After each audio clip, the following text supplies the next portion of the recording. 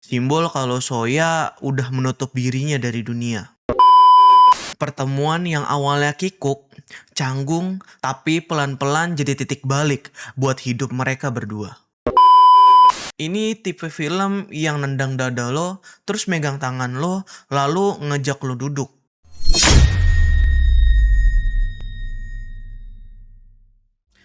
Hmm, lo sadar gak sih?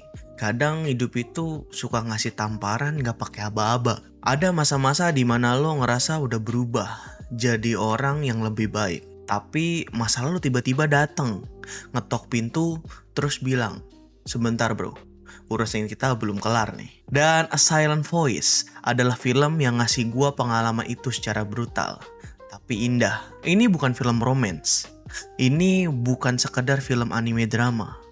Ini tentang manusia, tentang salah, tentang sembuh, dan tentang suara hati yang selama ini kita kubur dalam-dalam. Film ini menceritakan tentang Soya Ishida. Waktu SD dia adalah bocah yang nakal dan sok paling jago di kelas. Sampai suatu hari murid baru masuk, namanya Soko Nishiyama, seorang gadis yang tuli. Dan ya, lo pasti bisa nebak karena ini realita. Anak-anak takut sama hal yang berbeda. Soya ngebully Shoko, ngerusakin alat bantu dengarnya, ngejek cara dia ngomong.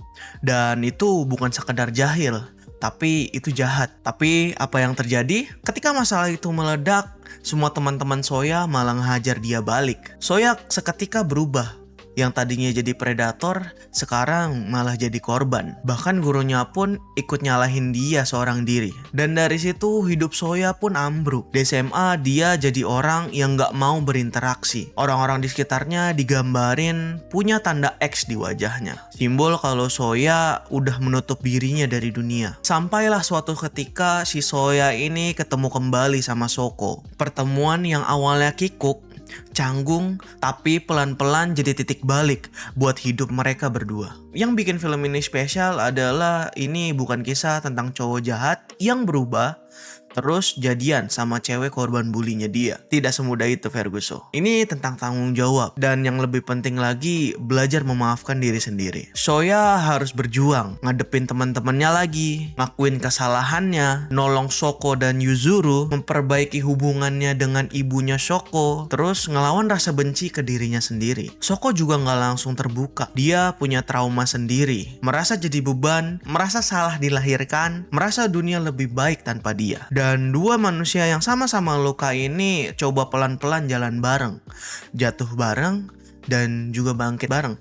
Yang bikin film ini mewah tuh bukan karena dialognya. Justru kalau film ini hemat ngomong. Jadi setiap gestur yang dilontarkan mempunyai arti yang luas. Tangan gemetar waktu Soya mau minta maaf, Shoko yang nunduk tiap kali ngerasa bersalah, serta air dan refleksi di lantai itu sebagai simbol perdamaian. Film ini disutradarai oleh Naoko Yamada. Pinter gila mainin visual buat ngasih tahu perasaan karakter tanpa ngomong. Film ini benar-benar ngajarin kita literally mendengar tanpa suara. Dampak bullying itu panjang umurnya. Film ini bikin kita sadar korban gak cuman Shoko, pelaku juga bisa tumbuh dengan luka dan mental yang kejam banget. Penyesalan itu makan waktu, dan kadang gak semua orang berhasil lolos. Lalu komunikasi itu bukan sekedar dari suara. Shoko nulis buku, Soya belajar bahasa isyarat. Mereka nyambung bukan lewat telinga, tapi lewat hati. Dan ini ngajarin satu hal buat kita yang simple tapi penting. Kalau lo benar-benar mau terhubung, ya lo akan cari caranya. Nggak semua orang jahat itu benar-benar jahat. Anak kecil bisa jahat, tapi mereka bisa belajar. Mereka bisa berubah. Film ini nunjukin realistisnya perkembangan manusia. Soya benci dirinya sendiri lebih keras daripada siapapun. Maka film ini bukan tentang dimaafin orang lain, tapi gimana dia bisa bilang ke dirinya, gua layak hidup. Scene dia buka mata di akhir, itu bukan sekedar simbol, itu kemenangan dari hidupnya. Healing itu nggak estetik bro. Healing itu nggak sepenuhnya indah. Karena healing yang sebenarnya atau berdamai sebenarnya itu bukan kayak lilin aromaterapi. Karena perdamaian yang sebenarnya itu jelek, berantakan, bikin nangis, bingung, dan capek. Dan ini adalah kekuatan dari A Silent Voice. Dia nggak jualan kepalsuan itu. Ada momen yang bikin gue diem selama beberapa detik pas film ini selesai. Scene dimana Soya akhirnya benar-benar bisa ngeliat dunia lagi. Ketika tanda X runtuh, suara orang-orang masuk dan dia nangis. Di situ pertama kalinya dia merasa hidup itu layak dijalanin. Dan dari situ kita belajar. Kadang yang kita butuhin bukan dimaafin orang lain, tapi keberanian buat berdiri depan kaca dan ngeliat diri sendiri. Lalu bilang, gua salah, tapi gua mau benar.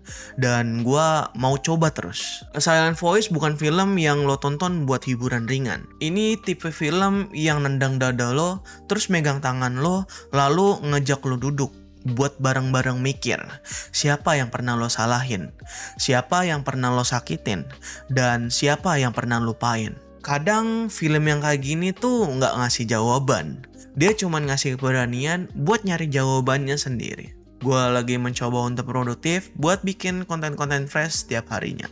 Gue juga kadang suka live streaming di jam 7 malam hampir setiap hari.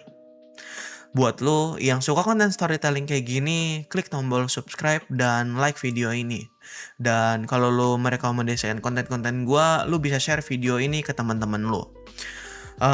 Lalu buat lo, coba komen di bawah. Gue harus bahas film, anime, atau drama apa lagi. Sekian dari gue. Orang keterbatasannya ya punya jodoh ya.